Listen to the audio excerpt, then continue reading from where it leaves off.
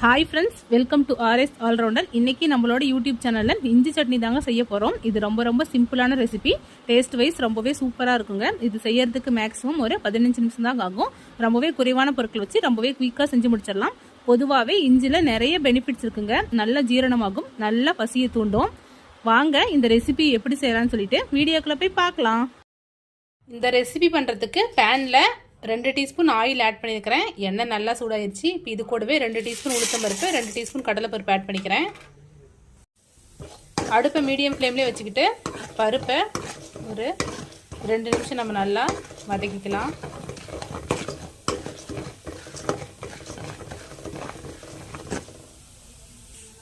இப்போ இது கூடவே ஒரு 10 சின்ன வெங்காயம், ஒரு 5-6 பல் பூண்டு, 2 பச்சை மிளகாய், 2 வரமிளகாய் ஆட் பண்ணியிருக்கிறேன்.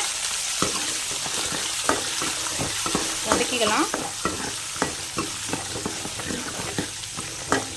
நான் 4 மிளகாய் ஆட் பண்ணிக்கிட்டேன்.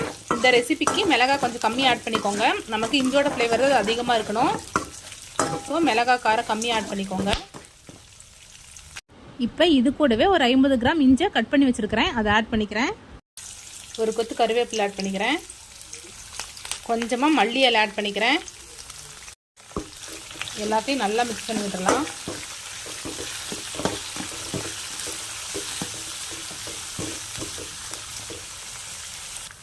இப்போ இது கூடவே கொஞ்சமாக புளி ஆட் பண்ணிக்கோங்க. தேவையான அளவு உப்பு ஆட் பண்ணிக்கலாம்.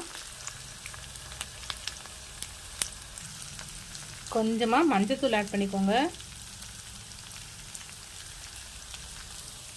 கொஞ்சமாக பெருங்காயத்தூள் ஆட் பண்ணிக்கலாம்.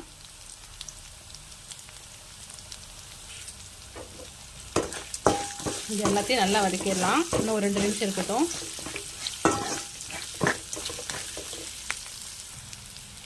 இந்த ரெசிபிக்கு மிளகாய் காரத்தை விட இஞ்சி காரம் தான் நமக்கு அதிகமாக இருக்கணும். ஸோ அதுக்கு ஏற்ற மாதிரி ஆட் பண்ணிக்கோங்க.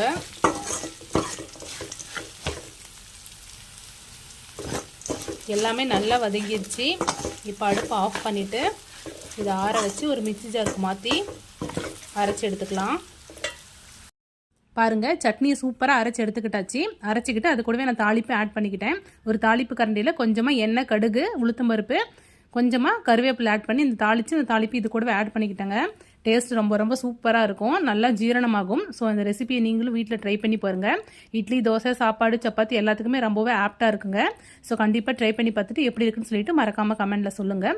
இது மாதிரி simple recipes and lunch box recipes videos நம்மளோட சேனலில் ரெகுலராக அப்லோட் பண்ணுவோம். இது மாதிரி வீடியோஸ் வேணும்னா நம்மளோட ஆர்எஸ் ஆல்ரவுண்டர் சேனல் மறக்காமல் சப்ஸ்கிரைப் பண்ணிக்கோங்க. இந்த வீடியோ உங்களுக்கு பிடிச்சிருந்தா லைக் பண்ணுங்கள், கமெண்ட் பண்ணுங்கள், மறக்காம உங்களோட ஃப்ரெண்ட்ஸ்க்கு ஷேர் பண்ணிக்கோங்க. தேங்க்யூ ஃப்ரெண்ட்ஸ், தேங்க்ஸ் ஃபார் வாட்சிங்.